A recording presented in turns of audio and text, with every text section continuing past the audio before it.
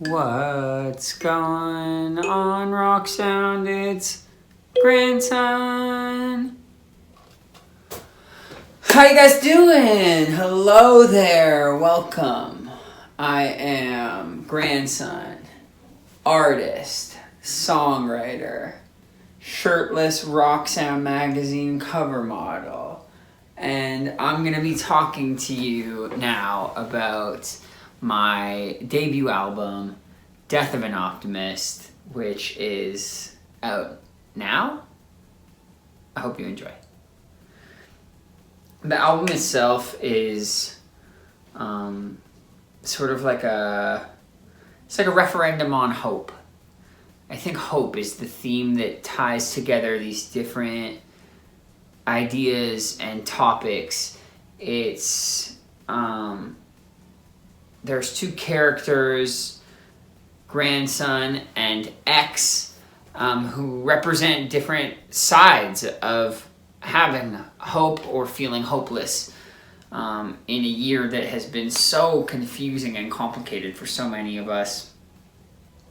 And yeah, the album takes place sort of at the crossroads between whether to have hope and whether you believe that we're going to be the generation that can ultimately make the kind of change for the world that we hope to make, that I and my generation hope to make, or this other path where you become overwhelmed and cynical, just like every generation before us. So let's do this thing. Starting off with the intro, otherwise known as Death of an Optimist, the title track. As early on in the album as I could, I wanted to introduce these two characters, introduce this tension that you would feel throughout the project. So I wrote the moments in which one might find X in the song that is sung to an empty room, which is a feeling that I've felt when I've played shows that nobody came to, singing songs about change in front of a half-empty room. In the tremble of a man who never shot his shot, in an unmarked grave, like in these points where history has seemingly forgot about you. It's almost like if a tree falls in the forest and no one's there to hear it, then did it even make a sound? And that's to some degree how I feel about all of this work that I'm doing, my whole career. Trying to inspire people and be this soundtrack for your personal revolution. This album is going to take you on a journey where you are excited about doing the work, and then you face challenges along the way and want to give up, and then you hopefully keep on pushing through it. So the introduction sets that up.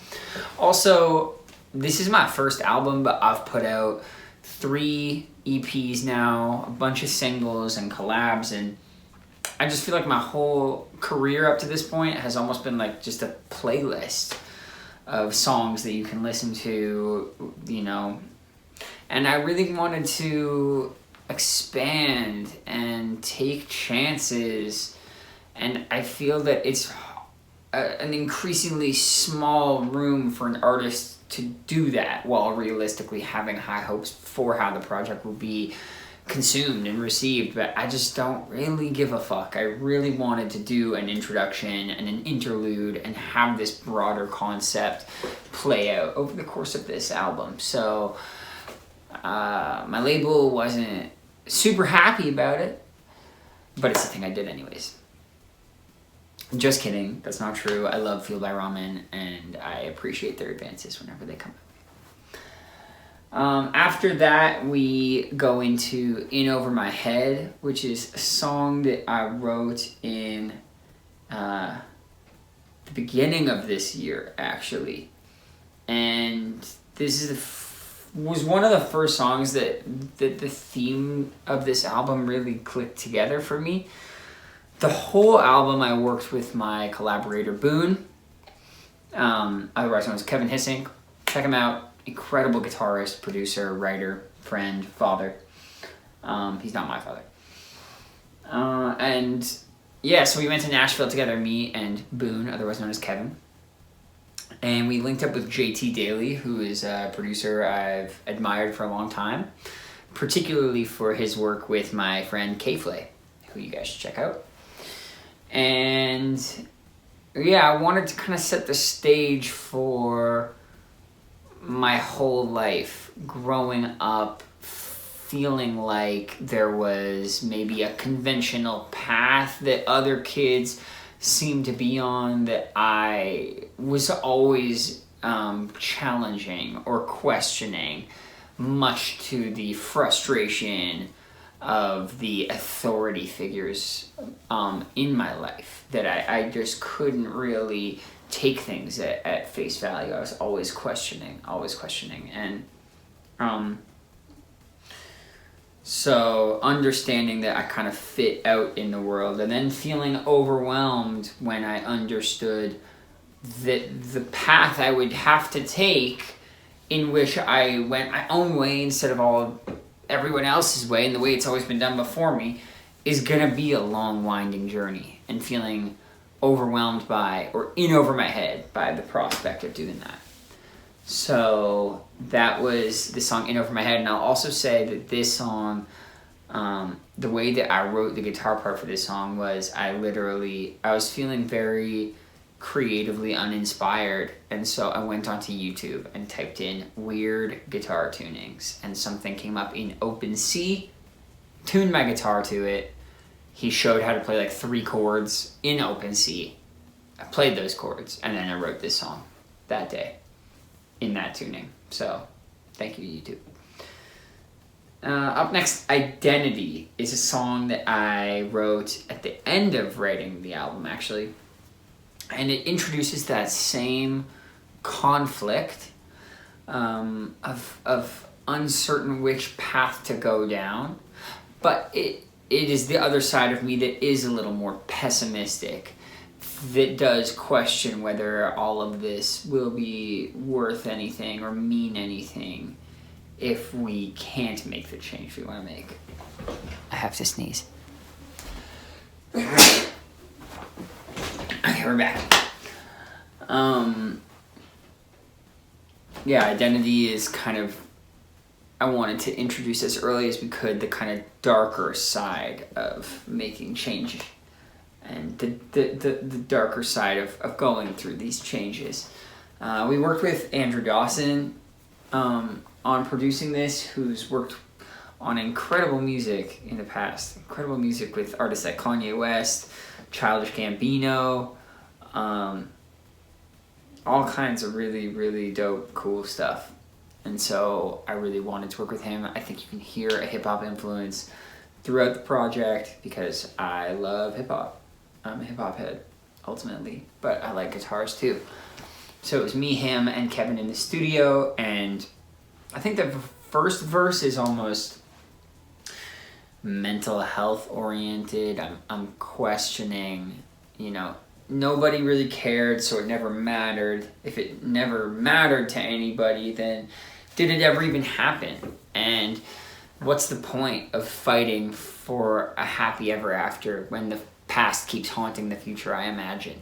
So, reading about the social movement in the 1960s and 70s and how that was squashed by Reaganism in the 80s, and how artists like Rage Against the Machine inspired a generation, and yet still we've been in war for 20 years now, and it just feels like young people get excited about a thing and then they grow up, and the system makes small concessions so everyone can feel good about themselves, and then put up a ton of resistance, and the movement is co-opted, and the meaning is lost, and people grow up and have responsibilities. And I know these are topics that I myself and my friends talk about a lot, is how do you hold on to hope?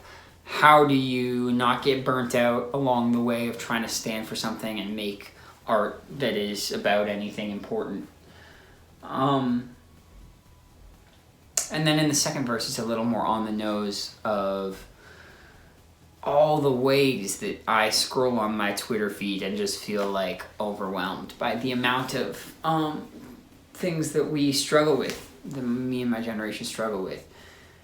This album, you know, a lot of the songs were written in January and February before the pandemic locked us down. And I had a line in this song about a mass epidemic that no mask is gonna mask. And we wrote that in, like, February. And there are moments on this album that were kind of spooky as the year progressed. And I had been writing as if there was this big, inevitable thing that was gonna happen to us and to the world. And it's kind of makes me uncomfortable to sing the song, but it's also urgent. It's dark and industrial, and this song builds and drops really hard, and yeah, I think that a lot of that has to do with, I think that we have to find an urgency in tackling these problems. Up next is Left Behind. It's a song I did with Kevin Krupa. Chester Krupa is a producer that I've worked with my whole career, pretty much, as well as a great, talented writer named Sam Hollander. And this song is kind of concise as far as what this subject matter of the album is, which is, you know, the idea that you want to have hope, but you don't want to show up too late, or you don't want to have hope and have it be for nothing. I grew up listening to train tracks. I grew up like 30 seconds from a subway station in Toronto, Canada, and I would listen to the train tracks each night. And I have this visual of running down the escalator at the subway station with my backpack, getting ready for school or whatever, and and just missing the subway. It's a thing that's happened to me so many times, and in some ways, being scared that my career will ultimately be like that, or that my generation will be like that on issues like climate change and gun violence in America. The idea that we're somehow too late to make the kind of change that we need to make in the world, and I don't want to move on and give up on these problems, but I don't want to get left behind, stuck in the wrong era, caring about a thing that everyone else has moved on from. This was also the hardest song on the album to crack with the production. We passed it around so many times and we couldn't crack it, I think in large part because I didn't know what I wanted.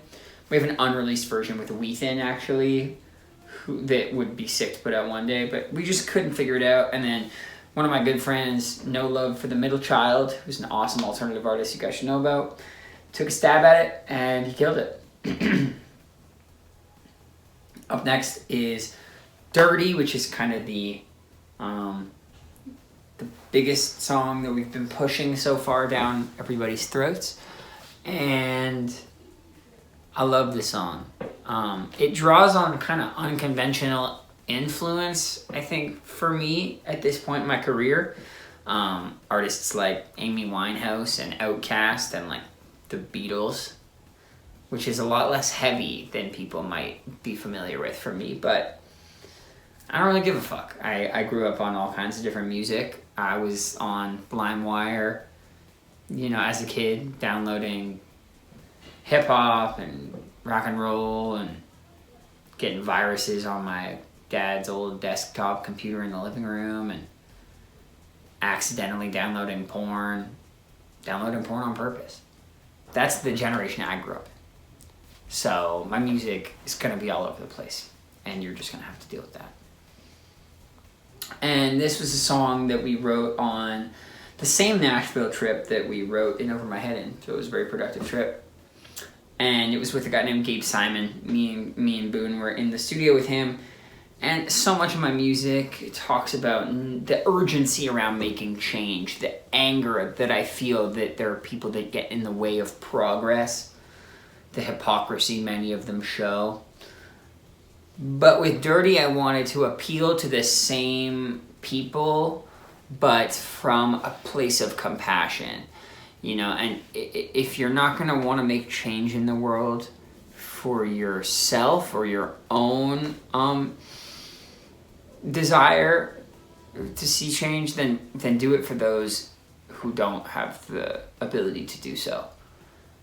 I wanted that kind of hand clappy retro feel on this song because it's a subject that's as old as rock music.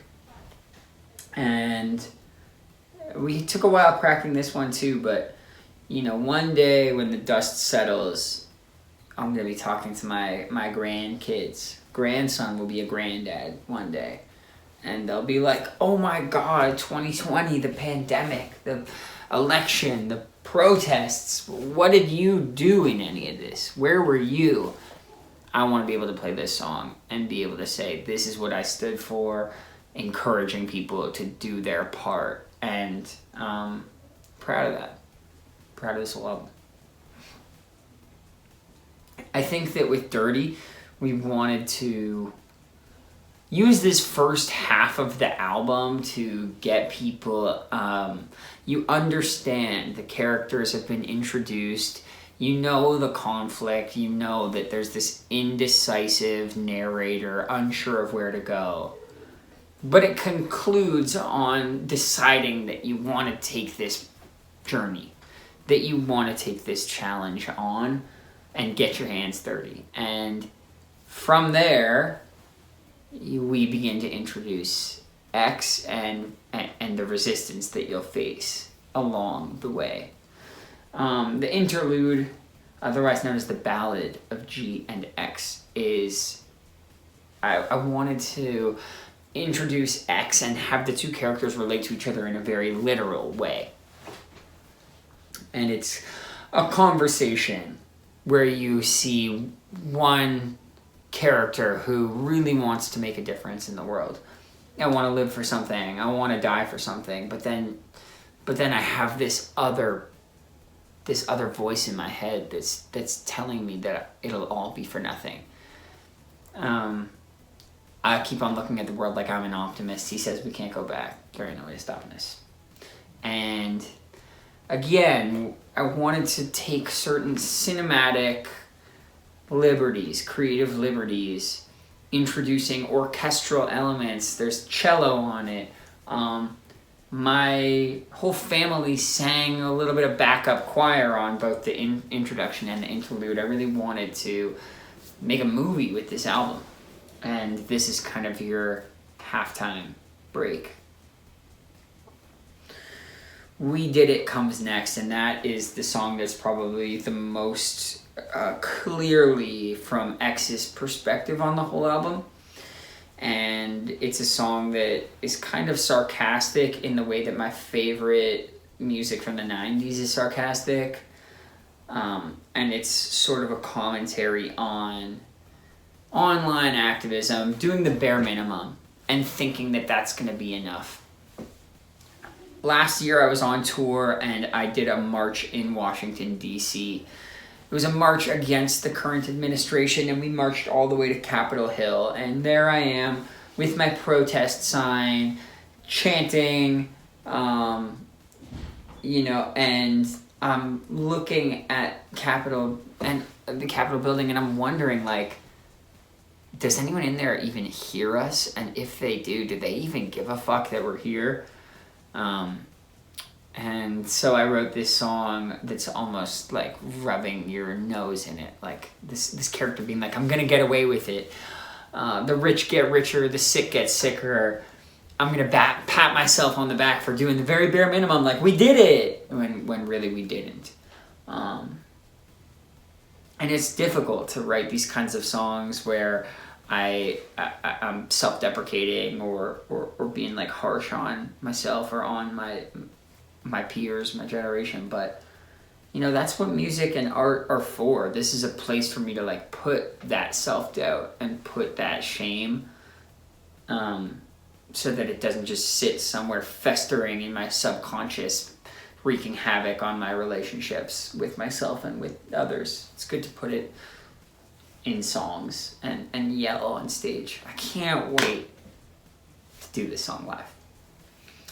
World War III, similar. Similarly dark and kind of hopeless. It's written from the perspective of somebody who finds themselves in the most dire of circumstances, at war halfway across the world, having never really questioned, why am I even here?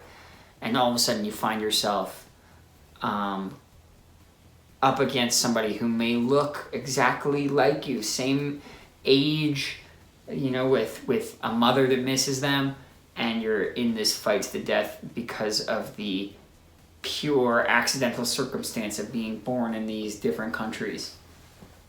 I think so many ideas that progressive young people have about changing the world and changing society are met with skepticism around how is that going to happen practically? Where's the money to take on climate change? Where's the money to make healthcare more affordable?